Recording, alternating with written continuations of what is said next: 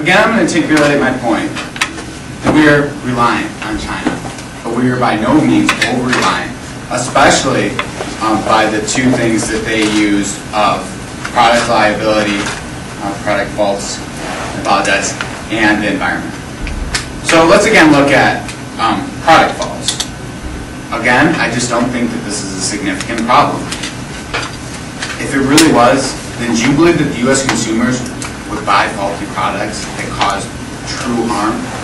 It saddens me that hundreds have been injured from faulty ladders to swimming pools and baby strollers. That's horrible. But again, is it significant enough? There's no evidence that anybody has ever died from any of the products in China. Maybe in other countries, but you have no idea what's going on with that mouthwash, where it could have been, where specifically in the U.S. that people died. Again, and they do have an incentive to clean this up. If less things get recalled, if it's viewed as safer, then more people are going to buy it. That means that it's more profitable. And business chooses Chinese products because they view them as safe, because customers view them as safe. Maybe not as safe, and if they were more safe, if they had that higher incentive, then more people would buy it. Again, there isn't a link to show that because they make faulty products, we are over-reliant on them. Again, we are a little reliant on them. They do need to clean up their act. There are people being injured. There might even be a few deaths, but is it significant enough? Is it enough to truly show over-reliance? And then we go to this idea of the recalls. Recalls show that the U.S. isn't forced to use their goods. When they have a bad good, we send it back. If that keeps happening, then we're not going to be buying their good. We have put in the proper action to inspect these goods. You guys say that we only do 1%. Well, to an economic scale, that's a large amount. And if the consumers truly believe that this wasn't, then we would be inspecting more. The people would determine that. The FDA would ramp up their efforts, but there has not been that kind of effort made at any political level. If you guys can prove that there has been, then I would like to see it. Then we go on to the environment, talk about their pollution, and you talk about how we are over-relying on them for the environment. We are relying on them for the environment. They do need to clean it up. But they're also spending $32 billion a year to do so. They're making progress. They're making similar progress to the U.S.'s. We're working together on this issue. They know that their environment is bad. That's why they're putting into place, like I said about the sewage. That's why they're spending $32 billion a year to clean this up. So where exactly is the link?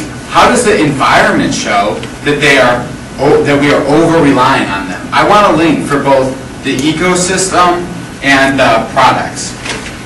Judges, you are judging if we are over-reliant on China.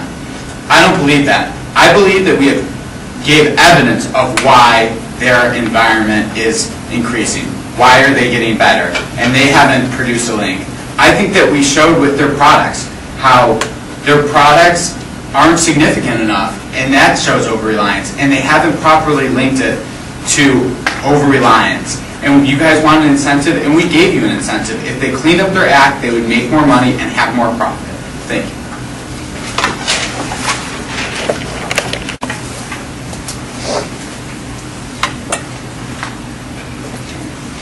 Judges, are you ready? Okay. I'm going to start off by going over our value one more time. We defined our value as public health, and in my first speech, I defined it as the welfare of the citizens of China, the United States, and ultimately the world. So we are talking about the welfare of the people. To go over the link between our value and the resolution. The United States is purchasing cheap goods, which is causing China to create more factories, which is causing the pollution, and that's hurting the Chinese people. So it's a cycle, it's a vicious cycle that's going around. So I just wanted to clarify that. The first argument that was brought up about the goods. In the second negative constructive speech, the negative stated that he hasn't heard of any incidences of the contaminated goods. The affirmative doesn't feel that that's very valid, seeing as just because he hasn't heard of it doesn't necessarily make that valid. We have evidence, the FDA is reporting some of these. They caught the incidents in Panama that killed people.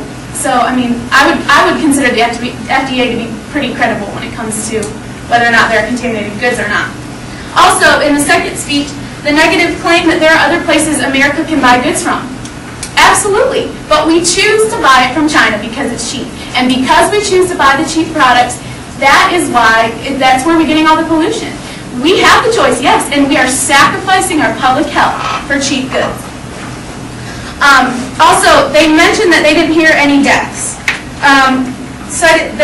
According to CBS News, November 30th, 2008, 3 babies were killed and thousands became ill from infant formula in China. It's the one of the 2 best-selling brands of baby formula. So, you know, the negative can get up here and say that number 3 isn't very significant, but it's 3 lives and thousands were injured. We're not saying that the contaminated goods cause death. That's not our argument. I defined our value as the welfare. And if somebody is ill from a product that you're selling, then that's going in on the welfare of those people. Also, they talked about not being able to, that 1%, it's hard just to regulate all the goods that come in because there are so many. But we're only testing 1%. And I want to read the card again that we stated in our second speech. According to NPR, Richard Knox, May 25th, 2007, the FDA normally inspects about 1% of all food and food ingredients at U.S. borders. It does tests on half of that 1%. If we got all these contaminated goods that are coming in and we continue to only test half of 1%, then we're clearly not fixing the problem.